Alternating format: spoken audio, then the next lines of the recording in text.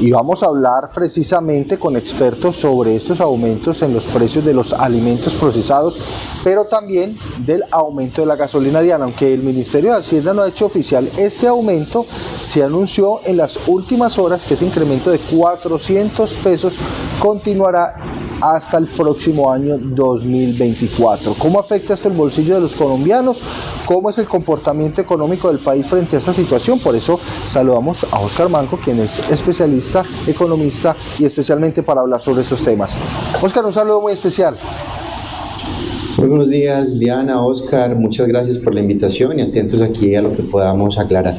Bueno, hablemos un poco de estos incrementos. Estamos hablando de incrementos de los alimentos, pero también de la gasolina. El comportamiento económico del país frente a esta situación, profesor, ¿cuál es? ¿Cuál es la situación que vive hoy el país frente a estos incrementos?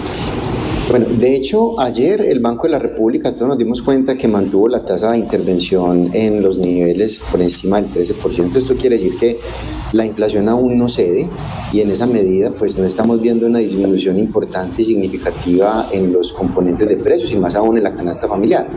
En ese orden de ideas, pues lo que ocurre ahorita con la entrada en vigencia del impuesto llamado impuesto saludable aprobado en la reforma y además de lo anterior, lo que usted mencionaba alrededor del aumento de la gasolina, continúa presionando el tema de precios al alza y con lo cual pues no vemos, por lo menos digamos a cierre del año, que vayan a disminuir esa tasa de interés que de alguna manera alivie el bolsillo de los colombianos y les permita de esta manera no solamente acceder a temas de crédito, sino también incrementar esas preferencias de consumo que esperábamos incluso a cierre del año se vayan a incrementar. Entonces todavía continuamos con presiones inflacionarias al alza. Además de lo anterior, pues se ha hablado de la posibilidad de incrementos en el ACPM para el año entrante, lo cual por supuesto incrementaría los fletes de transporte, presión inflacionaria y a renglón seguido, por supuesto, una afectación directa a los bolsillos de los colombianos.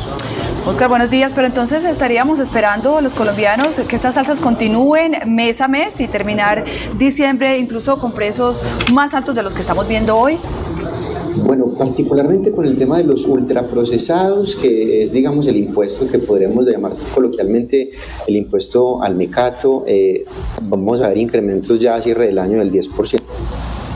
Esos aumentos incluso pueden estar alrededor del 15% y en el año 2025 estaríamos hablando de aumentos que superen de hecho el 20%. Entonces en ese orden de ideas los incrementos por lo menos a cierre del año particularmente para ese componente son solamente el 10%.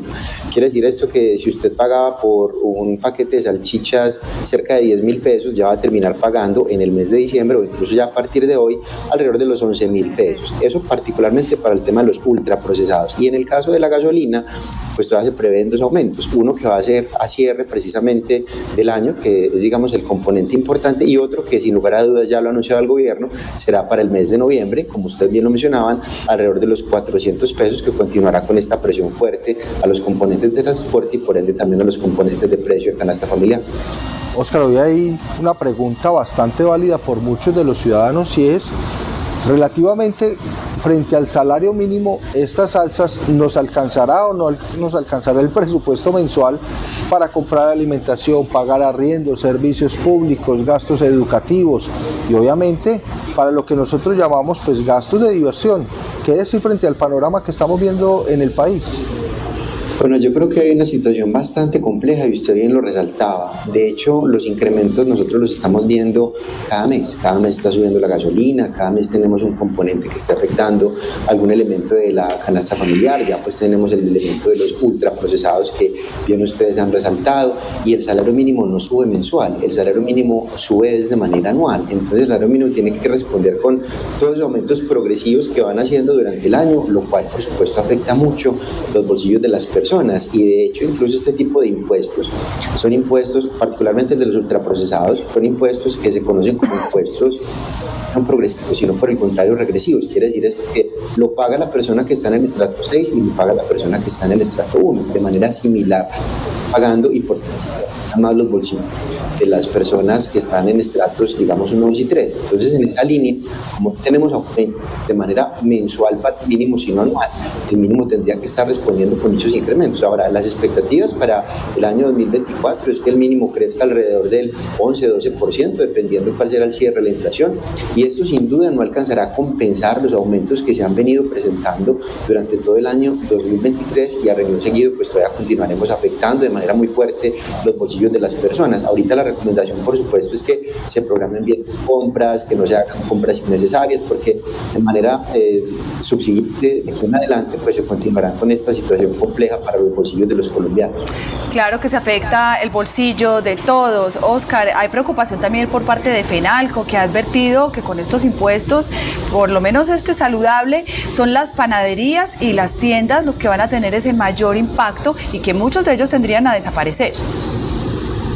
Bueno, eso es muy cierto, como lo indicaban ahorita desde FENALCO, gran parte de los tenderos se encuentran en estos estratos 1, 2 y 3, son los más afectados porque en términos generales inicialmente se van a ver afectados sus márgenes. Sin embargo, también este impuesto, por lo menos desde la composición, incluso los expertos mencionan que es un impuesto bastante innovador y novedoso, dado que en ningún país de Latinoamérica se tiene este impuesto que vaya pues afectando evidentemente esas condiciones de digamos alimentación que en muchos países de la región se viene presentando. Yo creo que es más el tiempo en el cual se presentó, porque efectivamente había que hacerlo y había que tomar unas medidas que incluso podrían afectar de manera positiva a la salud pública en los próximos años, pero es el tiempo en el cual se está presentando el impuesto en una situación inflacionaria elevada, con efectivamente, como usted lo indicaba, afectaciones más directas a las clases más necesitadas, y en ese orden de ideas los tenderos justamente de los estratos 1, 2 y 3 son los que van a ver más reducidos sus márgenes y a renglón seguido, por supuesto, más afectaciones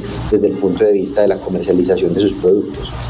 Óscar, frente a estos aumentos de la gasolina, de los alimentos, frente a lo que hoy vive la canasta familiar, ¿cómo debería ser esa negociación del salario mínimo en el 2024 frente a que es que el sueldo ya no está alcanzando para tanto aumento?